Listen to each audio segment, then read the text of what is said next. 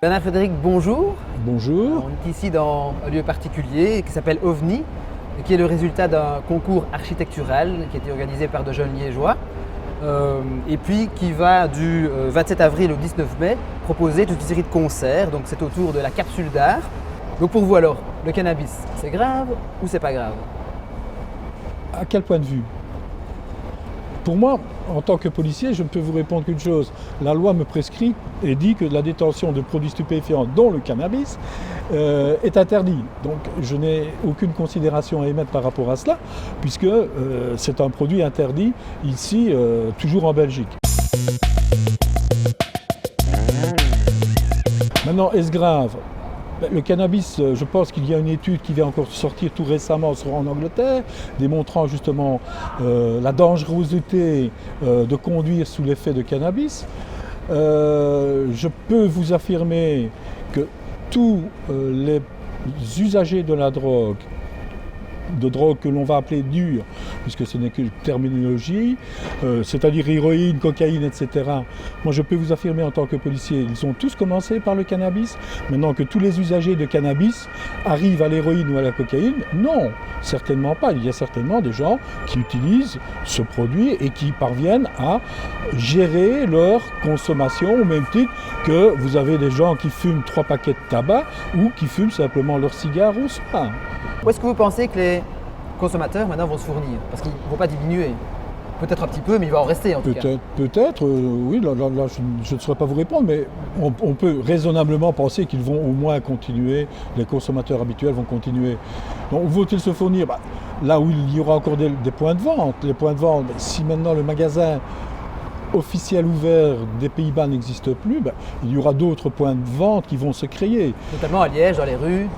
Pas nécessairement à Liège, pas plus à Liège ou pas moins à Liège que peut-être aux Pays-Bas, que peut-être dans les régions autres que liégeoises. Vous craignez alors quoi? Qu'il y ait une augmentation au niveau des drogues douces, qu'il y ait plus de producteurs et pour satisfaire la demande des consommateurs actuels? Ce qui me semble d'être une certaine logique, puisque le commerce officiel sur la rue ne pourra plus se faire dans un coffee shop à Maastricht.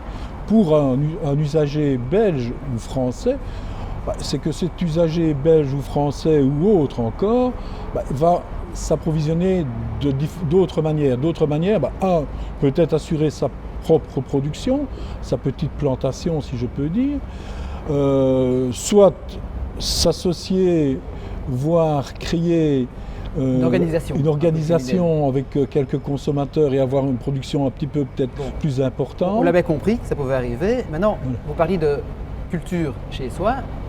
Faites un peu le point. Pour nous, qu'est-ce qu'on peut avoir sur soi sans que ce ne soit problématique? Qu'est-ce qu'on peut cultiver aussi chez soi sans avoir une sorte de police? Il faut savoir que la législation reste très claire ici en Belgique concernant la détention des stupéfiants. C'est interdit. C'est toujours une loi de 1921 qui préconise qu'effectivement, qui édicte que toute détention de produits stupéfiants avec une énumération de tels produits, et le cannabis est dedans. Mais là, vous moquez un peu de nous, parce qu'on sait très bien que c'est dans les faits toléré. C'est toléré. Non, ce n'est pas toléré. Dans les faits, alors, qu'est-ce que ça donne? Qu'est-ce qu'on a et qu'est-ce qu'on risque? Qu'est-ce qu'on peut avoir sur soi? Qu'est-ce qu'on peut cultiver et qu'est-ce qu'on risque au-delà de quelle somme? La détention de tout produit stupéfiant, dont le cannabis est interdit. Donc un dixième de gramme de cannabis est interdit de détenir. Vous n'allez pas m'arrêter Si je vous arrêterai, je constaterai, je rédigerai. Il existe à l'heure actuelle une procédure dite simplifiée en matière de constatation pour la police, c'est-à-dire que l'on fait une procédure simplifiée, un procès-verbal simplifié, qui nous demande moins de travail policier de départ. Mais qui n'a pas alors de réelles conséquences. Mais à partir de quoi, à partir de quelle quantité est-ce que ça a des conséquences plus importantes, comme une poursuite au parquet ou C'est-à-dire que là, c'est le parquet qui va décider, il va déterminer par rapport aux faits et à la quantité détenue, qui va décider est-ce qu'il poursuit. Ça donne quoi dans les faits? C'est 3 grammes, 5 grammes? On a parlé, c'est-à-dire que la circulaire des procureurs généraux parle de 3 grammes, d'une possibilité d'aller, de pouvoir concevoir que une détention de 3 grammes de cannabis peut correspondre à une consommation personnelle. D'accord, donc là on risque pas grand chose, j'ai bien compris. Alors au niveau des plants, si on cultive une plante, 2 plantes, 3 plantes chez soi, qu'est-ce qu'on risque? Toujours la même chose, la détention, puisque un plant de cannabis femelle est considéré comme des produits stupéfiants, donc les détenir va en infraction à la loi. Donc un plant femelle, est-ce qu'on risque quelque chose? Est-ce qu'on peut vraiment avoir des problèmes? On peut avoir des problèmes, c'est-à-dire la confiscation du plant. D'accord. La Mais alors confiscation au-delà du de plant. peut-être un plant, 2 plants, 3 plants, au-delà de quelle quantité est-ce qu'on risque d'avoir des poursuites judiciaires? Déjà à partir de 2 plants. Est-ce qu'on peut avoir une certaine quantité de THC, si je ne me trompe pas, dans le sang quand on conduit?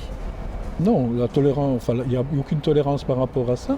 Donc sitôt qu'il y a un prélèvement, quand il y aura un prélèvement avec à moindre quantité de THC, Donc c'est un verre de interdit. vin, oui, un joint, non. À l'heure actuelle, oui. D'accord. Est-ce que vous avez déjà fumé un joint? Non.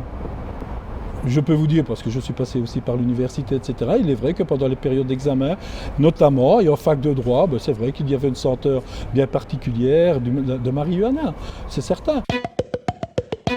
Il va y avoir une recrudescence de contrôle par rapport, bien sûr, aux personnes, au va-et-vient, etc., mais également une attention accrue, peut-être, pour essayer de déceler les petites plantations ou les moyennes plantations. Merci. C'est tout? Oui. Bon, voilà. J'aurais bien voulu vous dire, parce qu'en Hollande, on ne sait pas comment ça va se faire, parce qu'eux aussi vont vendre derrière. Rien ne nous permet de dire qu'il y aura la vente officielle, mais que derrière, il n'y aura pas aussi une vente.